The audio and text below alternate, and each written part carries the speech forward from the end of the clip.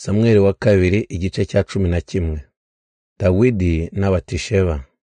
Mu ntangiriro z'umwaka wakurikiyeho, mu gihe abami bakundaga kujya ku rugamba, Dawidi yohereza ingabo zose z'Abisiraheli ziyobowe na Yowabu na bagenzi be batsemba Abamoni, bagota Raba umurwa wabo mukuru. Ariko Dawidi we yigumira i Yeruzalemu. Umunsi umwe nimugoroba, Dawidi amaze kuruhuka arabyuka ajya gutembera ku gisenge gishashe cy'inzu ye. Agihari abona umugore mwiza cyane wiyuhagiraga. Dawidi yohereza abantu kubaririza uwo mugore uwo ari we. Baramubwira bati, ni Batisheba umukobwa wa Eliyamu, akaba n'umugore wa Uriya w'Umuheti. Nuko Dawidi yohereza intumwa kumuzanira uwo mugore, araza bararyamana hanyuma arataha. Ibyo byabaye Batisheba amaze kwisukura avuye mu mihango y'abakobwa. Uwo mugore asama inda maze abimenyesha Dawidi ati, ndatwita. Nuko Dawidi ahita atuma kuri Yowabu ati, nyoherereza Uriya w'Umuheti. Yowabu aramwohereza. Uriya agezeyo, Dawidi amubaza uko Yowabu n'abandi Bisiraheli bameze n'iby'urugamba. Bamaze kuvugana, Dawidi abwira Uriya ngo agende agiwe kuruhuka. Agisohoka, umwami amukurikiza intumwa imushyiriye n'izimano. Nyamara Uriya ntiyataha, ahubwo yirarira hamwe n'abandi bagaragu b'umwami. Babwira Dawidi ko Uriya atigeze ajya iwe, maze Dawidi aramubaza ati, kuki utagiye iwawe kandi uvuye mu rugendo? Uriya aramusubiza ati, isanduku y'isezerano iri ku rugamba.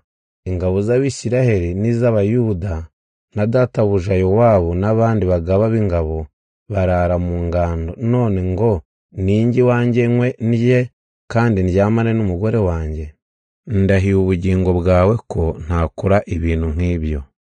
Dawidi niko kumubwira ati, sibira uyu munsi, ejo nzakwohereza ugende.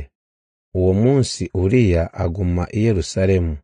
Nimugoroba Dawidi aramutumira, aramugaburira, amuha n'icyo kunywa, aramusindisha.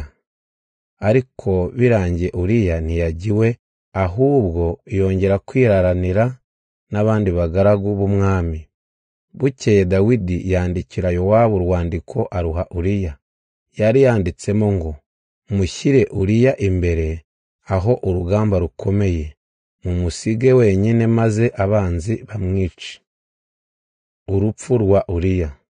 Igihe Yowabu yaragose umujyi wa Raba, yohereza Uriya aho yari azi ko hari ingabo z'intwari kugira ngo ahangane nazo. Abamoni barasohoka barwana n'ingabo za Dawidi ziyobowe na Yowabu, bica zimwe zirimo na Uriya w'Umuheti. Yowabu yohereza intumwa yo gutekerereza Dawidi uko intambara yagenze. Arayibwira ati, numara kubwira umwami byabaye byose mu ntambara, ashobora kurakara akakubaza ati, kuki mwateye uwo mujyi muwusatiriye cyane, kandi muzi ko babasha kubarasa bahagaze hejuru y'urukuta? Ntimwari muzi ko Abimeleki mwene Gideyoni yiciwe i Tebesi, yishwe n'umugore wari hejuru y'urukuta amuteye ingasire? None niki cyatumye musatira urukuta? Uzamubwira uti, n'umugaragu wawe Uriya w'Umuheti yarapfuye. Iyo ntumwa igeze kwa Dawidi imutekerereza ibyo Yowabu yayitumye, igira iti, Abamoni bagabye igitero gikomeye aho twari dushinze ibirindiro ku gasozi.